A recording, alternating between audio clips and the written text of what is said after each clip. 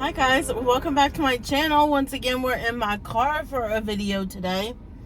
And if you can hear some noise in the background, that'd be my air condition. And I'm sorry, not sorry, but it is 88 degrees here in Virginia, Northern Virginia.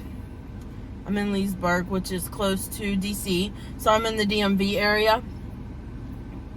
Needless to say, if it's 88 degrees and it's spring, I'm scared for when summer comes, because it's probably going to be in the high 90s, maybe the hundreds. And I feel like it's been a while since it's been that hot during the summertime. But also, we haven't really gotten snow, any real snow, the last couple years. So it hasn't been getting too cold, but it's steadily starting to get hotter and hotter every summer, it feels like. So if it's going to be that hot, thank God we live in a place that has a pool, because the only time I'm going to want to be outside is when I'm at a pool. So, and I'm glad my son likes being in the pool. I just have to, I really need to sign him up for some swimming lessons so he can be like really comfortable in the pool. But anywho's, this video is going to be a library haul. I picked up a bunch of books at my library. I forgot that I had my holds scheduled to come off of, what do they call that? When you put your holds on hold? I forget what you call it.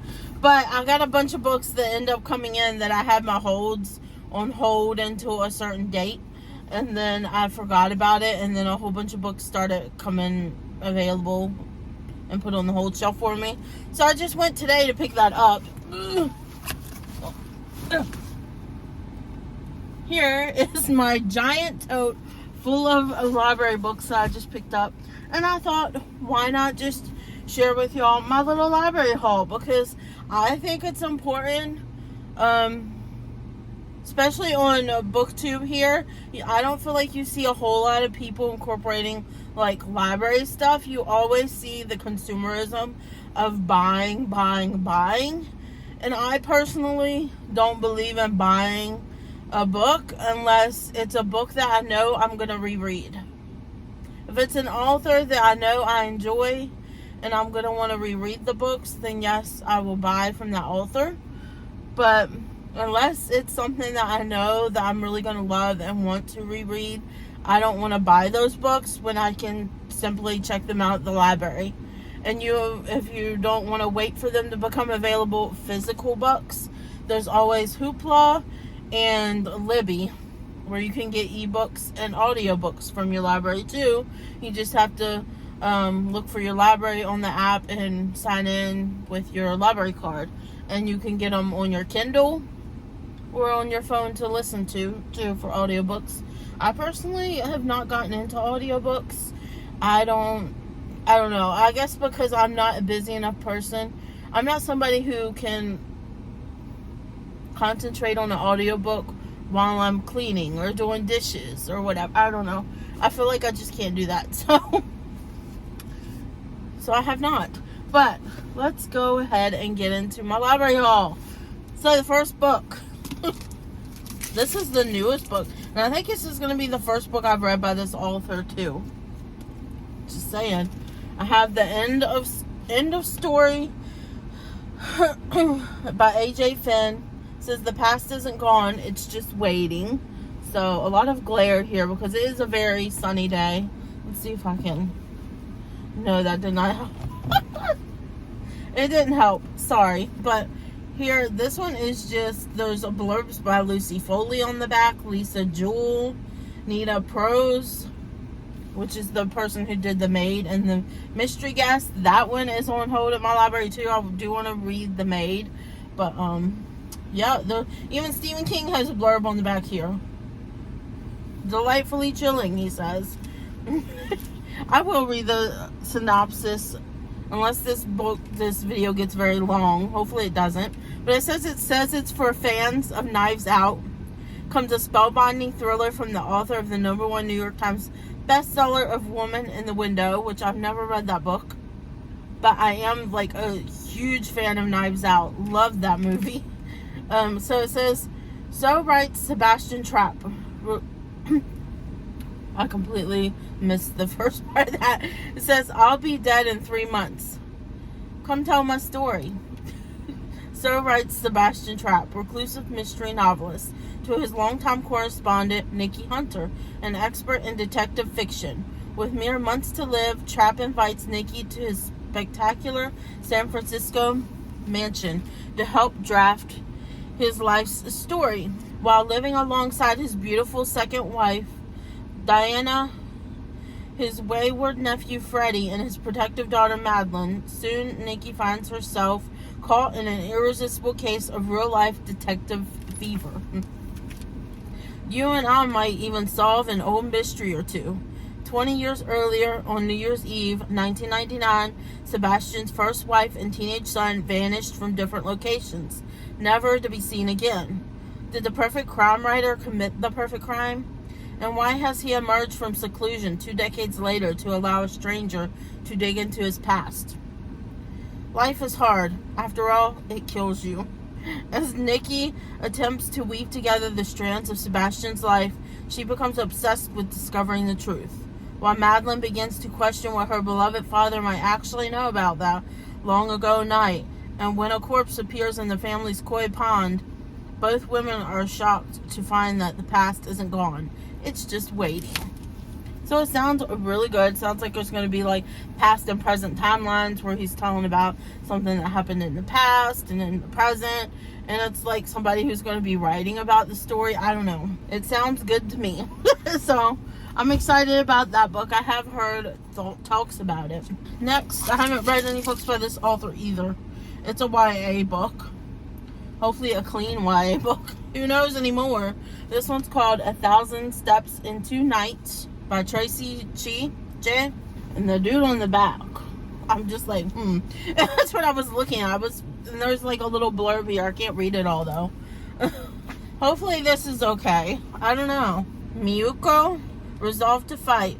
She would hurt them if they tried to hurt her, for she was neither a fragile old woman nor a little girl. Yagra, the whisper went through the crowd. Demon. Worse, a female demon. Oh, okay. I don't know how I'm going to feel about this.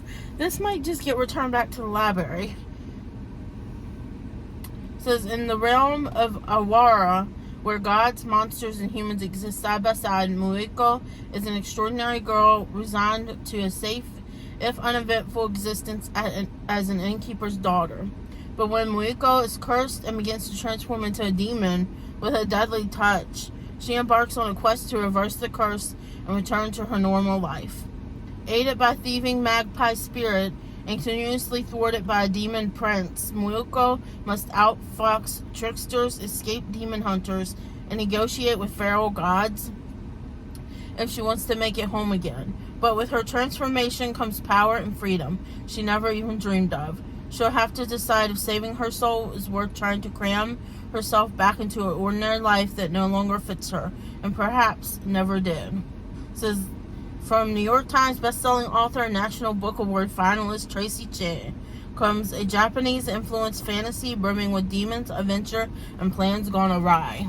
I don't know how I feel about it being demons. I don't know. I might return this one. I don't remember. Honestly, I don't remember putting this book on hold. I remember reading about it, but I don't remember putting it on hold. Or maybe I put it on hold, and then when I read more into it, I was like, I wanted to take it off hold, and then I probably got distracted, because I get distracted as I do, and meant to take this off the hold. So I have to go back to the library tomorrow anyways, because I put a bunch of books on hold for my son from when I was watching Hannah, the teacher's TBR video on read aloud books, which is books you can read to your kids. And I immediately went and put a bunch of books on hold for my son to read to him for bedtime stories. So, and just in general to read to him. But yeah, I think I'm going to return this when I go to the library tomorrow to get his books, because I'm not okay with the demons and stuff, and I don't know. I don't think I'm going to actually read that, to be honest. Okay, next. This one is a book I absolutely know I'm going to read. I've been dying to get back. I think this is the third book. I hope it is. I hope this ain't the... I'm not going to read you the synopsis on this one because it will absolutely spoil whatever's going on here. Is this the third book? Please tell me. It doesn't say. No! But I think this is the third book. We have hopefully the third book in the Natural series. I don't think I put the fourth book up there until I got this one. I've read the first two books, both 5 stars. I just love Jennifer Lynn Barnes. She does a good mystery novel. She gets suspense so good. And this is more like a crime mystery. It, like everybody says, criminal minds, but make it teenagers. They have like enhanced abilities, like one can it's like natural abilities that they have. They're just naturally good at these things. That's why they're called the naturals. Everybody makes it seem like they have like these powers. They don't have powers. They're just naturally good. Like somebody was walking by me, so I was like, let me just pretend I'm reading. So they're like naturally good at people. One of them's naturally good at being able to tell if somebody's lying. One of them is naturally good at being able to look at people and know their life story, and that's the main character in the book. One of the main characters, she's the main character in the book. But they each have their own natural abilities, and there's a guy who can do the same thing that she can. Be able to look at people and sense like their past and all that. They just have a natural to pick up what's around them. Own awareness, a natural awareness. But so good. Next books I'm going to show them all to you together, but I will just probably read if there's a synopsis. I don't know if there is, because this is going to be the first of its kind that I've read. I wish I put them on the side like which one is which, but the next ones I picked up, Sheets, Lights, and Delicates. So these books are graphic novels. They're very heavy, by the way, and I've heard so many good things about these, and I've been wanting to read them. I've been wanting to branch out and read some graphic novels. I just love the way look at the way the pages, I love the way they are. And at the end of the month, I'm doing a mystery readathon. Murders and mysteries. I forget what it's called now. But I think it's only a week at the end of the month. And you get like, somebody's murdered somebody. You get clues. There's people that's part of the like mayhem, mysteries and mayhem readathon. That's what it's called. There's somebody who's part of the mayhem, which is the people that's doing the killing, murdering. And then there's people who are the detectives. And then there's people who are just investigating, you know. So, and then you, based on what books you read, you get points. And I'll go over that in another video, because I am going to do a May TBR. I'll probably film that tomorrow. I am going to do a May TBR video, and I will film that and then post it, so I'll describe more there what's going on. Because my May TBR is basically consisting of what I'm reading for the Southern Charm readathon and what I'm reading for the Mysteries and Mayhem readathon. And these are 3 of the books that I'm going to be reading from the Mysteries and Mayhem readathon. And I included these because I'm part of the Lassies, and they're like where you get extra points for your team. Blue on the cover, and it's a mystery novel, so I'm like, hey, all these have a blue on the cover. This is light blue. This is like a slightly has light blue on it too, and so does this one. There's some blue right there. So I was like, okay, well, these are gonna easily get me points for my team. And I feel like it's a graphic novel, so I can probably read one of these in a day. And they're all bigger. It has to be, I know one of the prompts is it has to be more than 200 pages, and these are all more than 200 pages. So I wanted to include these because I've been wanting to read them. Everybody has been talking about these graphic novels and how good they are. I'll read the first one to you just so you can see what it's about, in case you've never heard of them. It says, for Marjorie Glatt, Being 13 years old isn't quite the same as it is for everyone else. Responsible for running her family's laundromat while trying to survive middle school. Marjorie's daily struggles include persnickety customers, snippy classmates, agonizing swim lessons, and laundry. Always, always laundry. Wendell is a bit different too. Wendell is a ghost. His daily struggles include dead youth support groups and unavoidable stains, but when he escapes from the land of ghosts and bumbles into Marjorie's laundromat, the perfect ghost background, his attempts at fun and friendship begin to harm the family business. Sheets is a powerful story about a young girl's perseverance even when all odds are stacked against her. It shows that forgiveness and second chances can result in unlikely friendships.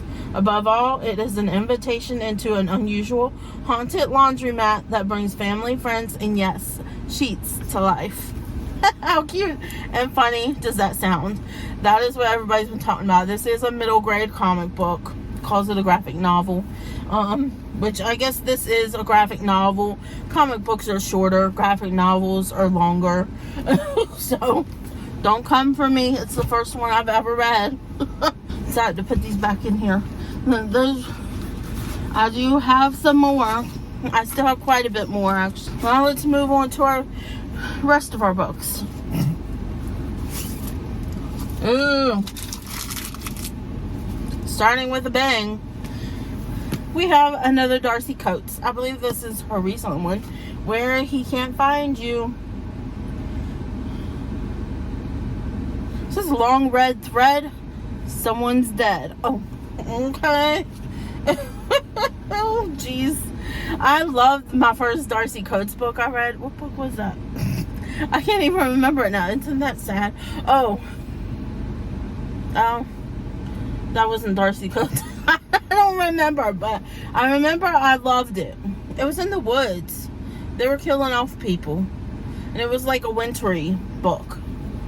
And it was like the only wintry book I liked that involved a bunch of people and people dying. And I can't even remember the name of it. Better Off Dead? Dead of Winter, I believe it was. I had to think about that. But here's this one. I've heard this is pretty good. It says, don't walk alone or the Stitcher will find you. Abby Ward lives in a town haunted by disappearances. People vanish, and when they're found, their bodies have been dismembered and sewn back together in unnatural ways. But is it the work of a human killer or something far darker? Don't stay out late or the Stitcher will take you. She and her younger sister live by the strict set of rules designed to keep them safe, which is why it's such a shock when Hope is taken. Desperate to get her back, Abby tells the police everything she knows, but they claim their hands are tied. Don't close your eyes or the Stitcher will remake you. With every hour precious, Abby and her friends are caught in a desperate game of cat and mouse. They have to get Hope back quickly before too much of her is cut away. And before everything they care about is swallowed up by the darkness waiting in the tunnels beneath the home they thought they knew. It says it includes bonus illustrations of the chilling legend of the Stitcher. I didn't know that was an actual... No, there's pictures. No. I'm going to show you the first one.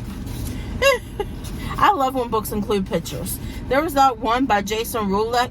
It says, rule number 1, stay indoors after nightfall or you'll be taken. And on the thing it says, in the dark, in the night, he'll pull you apart. He'll sew you up tight. Look. So there's like a little piece of something from... Okay. That's just a little snippet. But I love when thrillers... It says it's a mystery. I think it's a... Do they include thrillers, mysteries in the library? Maybe. Anyways, I love it when thrillers include little pictures because I think that just makes them all the more creepier. Next, getting out of the creepiness and into some romance, I have the second Allie Hazelwood book. This is her STEM romance. This is Love on the Brain. I read the first one and really enjoyed it. She is not a Clean Reads author. But I do thoroughly enjoy her books. There is some language in them, but I don't feel like it's too much that it bothers me. There is some spice in it, but it's easily skipped over. So, all in all, her books don't bother me so far. They don't bother me. We'll have to see. The first one didn't bother me. I wish they didn't have spice. I don't see why books need to have spice in them. But we won't say anything about that. It's up to the author what they do, I guess. So it says B's theory was right. Forcing a scientist to work with her nemesis triggers explosive results. So this must be enemies to lovers. It says, like an avenging purple-haired Jedi bringing balance to the mansplained universe, B. Swasser. I have no idea how you say that. Can you see that? I don't know if you can. But I don't know how you say that name. So I'm just going to go by B. Lives by a simple code. What would Marie Curie do if NASA offered Marie her dream neuroengineering project? She would accept without hesitation. Duh. But the mother of modern physics never had to co-lead with Levi Ward. Sure, Levi has his soul-piercing eyes, and sure, he caught her in his powerfully corded arms like a romance novel hero when she accidentally damseled in distress on her first day in the lab. But Levi made his feelings toward B clear in grade school. Arch enemies work best when employed in their own galaxies far, far away. I love that they're including Star Wars references here because I love Star Wars. Since now her equipment is missing, the staff ignores her, and B finds her floundering career in somewhat of a pickle. Perhaps it's her occipital cortex playing tricks with her. Has to do with your brain, people. But Bree could swear she can see Levi softening into an ally, backing her plays, devouring her with those eyes, and the possibilities of all her neurons firing. But when it comes time to actually make a move and put her heart on the line, there's only one question that matters. What will B do? So, this sounds good. I think I'm going to enjoy it. I really enjoyed her writing in her first book, which was The Love Hypothesis. I really enjoyed that one. So, I hope I enjoy this too. We'll see. I'm kind of working my way through her books. I'm starting with the STEM romance. I know there's ones that are not STEM romances, but starting with the STEM romances. I do actually have an Allie Hazelwood book on my shelf. I bought Bride because when it was being talked about, everybody was putting it in the lines of Twilight because it's vampires and werewolves. And I was like, okay, yes, I love Twilight. And so I ended up buying it. Hopefully I like it. Because I've heard some weird things about that book. So I'm not so sure about it now that I've bought it. I'm like, But we'll see. We'll see. Let's next. Oh, this is a Christian one. And I'm going to pick this one up because of Christy's Purple Library. I was on one of her reading sprints. I was doing one of her reading sprints where she had a bunch of that was the most fun reading sprint. She had a bunch of friends joining, and it was just like book friends getting together and having a good time. Christian book friends. I mean, and she was reading this one in it by Ted Decker, Skin. Don't Trust Your Eyes. He is a Christian suspense author, and it's he does YA books. I don't think this one is YA. I have a couple at home that I've gotten from the library that are YA. So I do want to do like a Christian suspense reading vlog, which is why Ted Decker. That's why I have this one, and there's a couple others I have in here that's also Christian suspense that I'm going to include in that reading vlog also. So look forward to that one. Okay, just removing the sticker so I can read the back. It says a freak storm has spawned 3 tornadoes that are bearing down on the town of Somerville. Yet under the cover of the storm looms a much more ominous threat. A vindictive killer known as Red, who's left a string of victims in his wake and is now bent on exalting his final revenge on the unsuspecting town. But there is an enigma surrounding Red that the FBI is unwilling to admit. closely guarded secrets of something gone terribly wrong beneath the skin of Somerville. Secrets that will destroy far more than one small town. Wendy Davidson is caught in the middle. She's a recovering cult survivor who takes refuge in Somerville on her way to visit her estranged mother. And with her 4 strangers, any one of whom could be the next victim or the killer. That sounds good. Ooh, the writing is really small. But I have some. Ooh, that sounds interesting. I was looking on the back here because I like to read the author one. And then here on the back on this little circle part here, if y'all can y'all see that? It says, it began in a coffee shop in Denver. Now it spans 2 realities, 10 novels, and 3 graphic novels. Welcome to the Circle. So that must be a Circle trilogy. I do have the Circle, these ones up here. I have them on my wish list on Amazon. Because I've seen, they were talking about this during that reading sprint so Chrissy's Purple Library was having. And there's graphic novels, The Lost Books, Chosen, Infidel, Renegade, and Chaos. Project Showdown, Saint and Sinner. 2 realities, 1 epic experience. Enter anywhere. And then they have 3. A powerful story of good, evil, and all that lies in between. Some sins were never meant to be discovered. So it says it's from a major motion picture. Look at me getting distracted. This is going to be a long video. Ooh. Look at that. It's supposed to be an old book. It's in here. His Adam is April 2008. When did this book come out? When did you come out? 2007. This is an old book. Anyways, I can't wait to read it. Sounds really good.